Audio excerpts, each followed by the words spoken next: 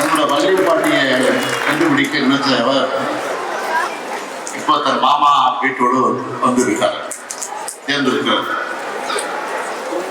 அங்க கலாச்சாரம் எப்படி இருக்கு, ஆனா சொந்தக்காரனை குறைவுன்னு சொல்லி அவர் கலங்கினார். உறவுகளை பிரிஞ்சு இயங்குகிற அத்தனை ஆயிரக்க தமிழர்களோட உணர்வின் பிரதிபலிப்பா இருந்துச்சு. எப்படிப்பட்ட வரலாற்றுக்கும் பண்பாட்டுக்கும் சொந்தக்காரர்கள் நாம். இனம், மொழி, நாடு, சாதி, மதம், பால், இக்கம், நிறம்னு எந்த பாகுபாட்டுக்கும் இடமளிக்கலாம். உலக உயிர்கள் அனைத்துக்குமான பொதுமறையை தந்த மாண்புகள் வள்ளுவரை அந்த மண்ணுக்கு சொந்தக்காரர்கள் நாம். ஊரை தாண்டிய ஊரும் உலகம் எப்படி இருக்குன்னு ஐயா காலத்திலேயே யாதவ் ஊரே யாவரும் கேள்வின்னு எல்லோரையும் சொந்தமாக கருதி இலக்கியப்படுத்த புகழுக்கு சொந்தக்காரர்கள் நாம். கீழடி கண்டுபிடிப்புகள் மூலமா 4000 ஆண்டுகளுக்கு முன்பாகவே எழுத்தறிவு பெற்றோம். நகர நாகரிகத்தோடு மேம்பட்ட சமூகமாக வாழ்ந்த வரலாற்றுக்கு சொந்தக்காரர்கள் நாம். அதனால்தான் இந்திய துணைக்கண்டத்தோட வரலாறு இனி தமிழ் நிலப்பரப்புல இருந்துதான் தொடங்கி எழுதப்படணும்னு சொன்னது.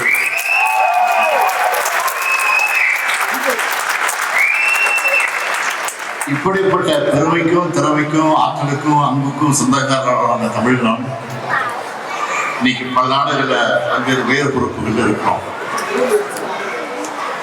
அந்த உயர் பொறுப்புகளுக்கு கடைகோடியில் உள்ள ஒடுக்கப்பட்ட சமூகங்களை சார்ந்தவர்களும் வாழ முடியும் என்பதை சாத்தியப்படுத்தி நம்ம தமிழ்நாட்டில் இருக்கிற சமூக நிதியும் அதற்காக பாடுபட்ட தலைவர்கள் தான். இதுதான் இந்த பெரியாரும் பேரறிஞர் அண்ணாவும் தமிழ்நாட்டில் கலைஞரும் பாடுபட்டு சொன்னாங்க. அதுக்காகத்தான் நீதி கட்சி ஆட்சி, பெருந்தலைவர் காமராஜர் ஆட்சி, நம்ம திராவிட முன்னேற்ற கழகத்தின் ஆட்சின்னு தொடர்ந்து தமிழ்நாடு கல்விக்கு முக்கியத்துவம் அளிச்சுட்டு வரோம். தலைவர் கலைஞர் கணினி கல்விக்கு தந்த முக்கியத்துவத்தால் தான் ஐடி துறையில தமிழ்நாடு முன்னேறி கலைஞர் உருவாக்கின டைடல் பூங்கா மாதிரி அப்போ வேற எந்த மாநிலத்திலையும் பெருசா இல்லை. கலைஞர் அமைச்ச அடித்தளத்துல உலகத்தை தமிழ்நாட்டை நோக்கி ஈர்ப்போம். தமிழ்நாட்டை உலக உருவாங்குச்சு.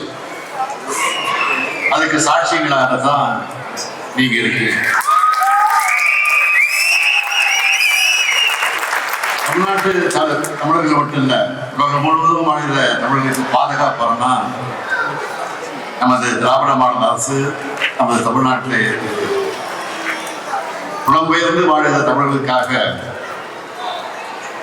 அயலக தமிழர் நல வாரியம் உருவாக்கி இருக்கோம்.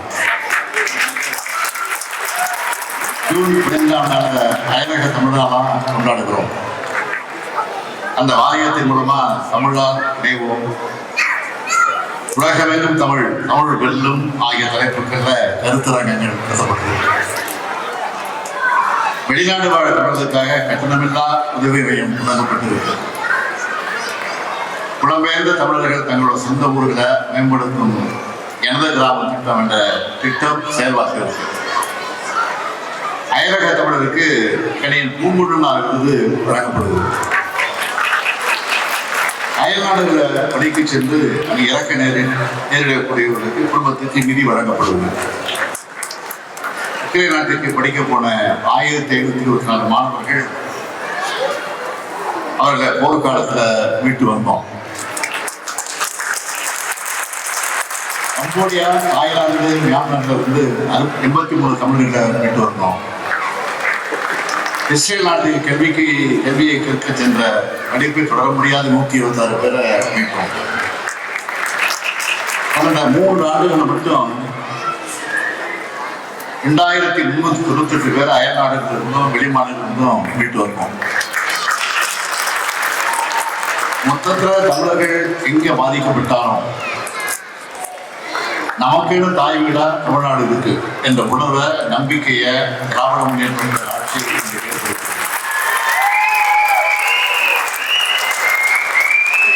எல்லாத்துக்கும் முத்தாய்ப்பாயினா திட்டம் தான் வேர்களை தேடின்னு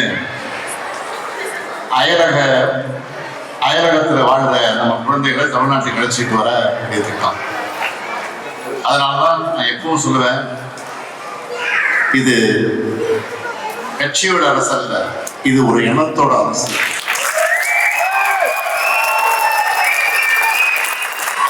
சாதி மத வேறுபாடுகளை வீழ்த்துகிற வல்லமையும் எல்லாரையும் ஒற்றுமைப்படுத்துகிற வலிமையும் தமிழுக்கு தான் இருக்கு.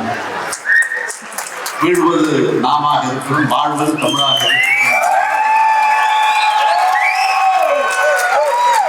இந்த எண்ணத்தை விதைச்சது திராவிட இயக்கம். உலகத்தில் வர எந்த இனத்துக்கும் இல்லாத பெருமை நம்ம தமிழினத்துக்கு உண்டு. தங்களுடைய இன்னுயிரையும் தீக்கு திண்ணை கொடுத்த தாய்மொழியை காக்க தியாக மரபர்கள் நாம். அந்த தியாக மரபர்கள் கொடுத்த திராவிட முன்னேற்ற கழகத்தை சார்ந்தவன் நான் என்ற கர்வம் எனக்கு உண்டு. மொழி பற்றுக்கும் மொழி வெறிக்குமான வேறுபாட்டையும் இனப்பற்றுக்கும் இனவெறிக்குமான வேறுபாட்டை அறிந்தவர்கள் தான். இங்கே கூடியிருக்க உங்களுடைய சிரமம்தான் இந்த நாட்டுக்கு விரும்பி வந்திருப்பீங்க. மற்றவங்க சூழ்நிலையின் காரணமாகவும் பணிகளுக்காகவும் இங்கே வந்திருப்பீங்க. அப்படி வந்து உங்க திறமையான உயர்ந்த இடங்களை வந்திருக்கீங்க. இரண்டு தவளைகள் உள்ள தமிழர்கள் வானத்தை வசப்படுத்தும் வானம் மாடி என்பதற்கான திறமையான தமிழர் தலையிலிருந்து வாழ்வான் என்பதோட அடையாளம். உங்ககிட்ட நான் வைக்கிற ஒரே ஒரு கோரிக்கை, உங்களுக்குள்ள எந்த பிளவுகளும் ஏற்பட அனுமதிக்காதீங்க. ஒரு தாய் மக்களா வாழும். உங்கள் உயர்வுக்கு காரணமான அறிவையும் உழைப்பை மட்டும் நம்பி வாழ்க்கை பயணத்தை தொடர்கின்றேன். நான் உங்ககிட்ட கேட்கறதெல்லாம், ஆண்டுக்கு ஒரு முறையாவது தமிழ்நாட்டுக்கு குழந்தைகளோடு வாங்க.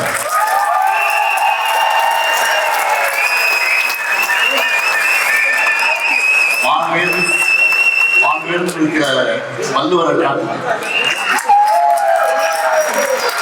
நம்ம வரலாற்று அடையாளமாக விளங்குகிற கீழடி வரலாற்றை காட்டுங்க.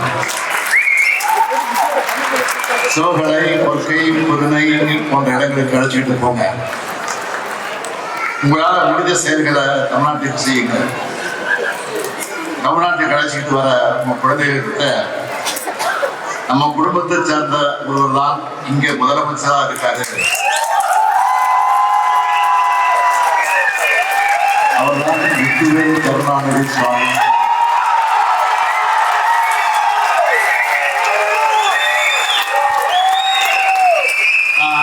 இங்கிருந்து தமிழ்நாட்டுக்கு திரும்பின பிறகும் உங்களோட இந்த ஆர்வமும் மகிழ்ச்சியான முகழும் தான் எப்பவும் என் ஞாபகத்துக்கு வரும். செய்திகளை உடனுக்குடனும் துல்லியமாகவும் தெரிந்து கொள்ள சப்ஸ்கிரைப் பண்ணுங்க.